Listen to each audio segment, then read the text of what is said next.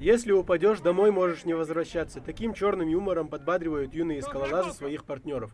По 2 человека в команде, страховка, альпснаряжение и физические кондиции. Главные составляющие успеха в покорении скалы. Совсем недавно на этом скальном массиве свои силы уже опробовали опытные альпинисты.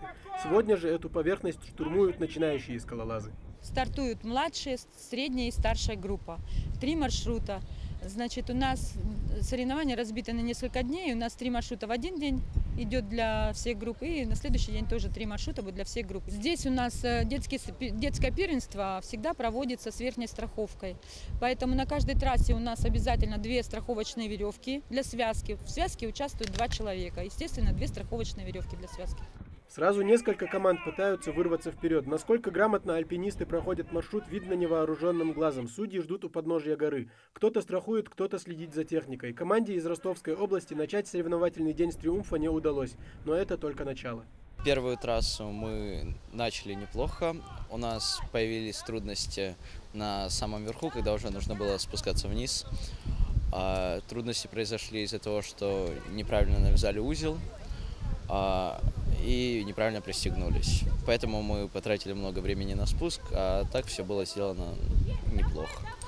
Рассчитываем пройти лучше вторую квалификацию и выиграть времени там.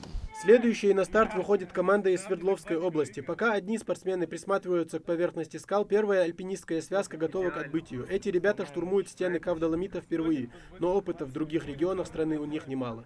Мы двое уже с 2014 года, да, работаем несколько лет вместе. Что нам сказали в последнюю очередь об этих соревнованиях, мы за неделю давай собираться, собрались, поехали, все.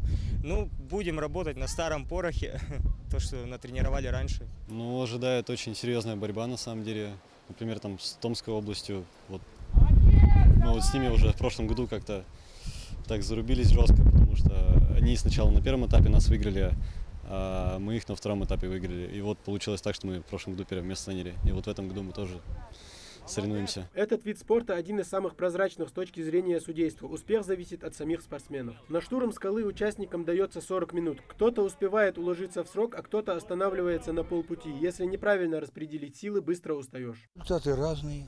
Есть кое-кто и сорвался. Некоторые команды.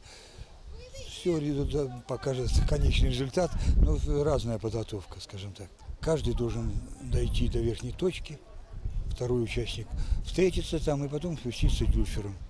Ну, это технические элементы многие, которые здесь применяются. Участники, которые сегодня не соревнуются, смотрят на выступления своих коллег. Подсказки для альпинистов очень кстати. И если некоторые спортсмены четко следуют выбранной тактике, другие учатся на собственных ошибках.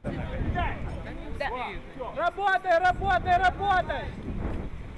Побыстрее нужно! Это был только первый соревновательный день. Промежуточные итоги подводить еще рано. Выступление девушек запланировано уже 29 июня. Тамерлан Хамхоев, Рахман Цуров, Новости 24.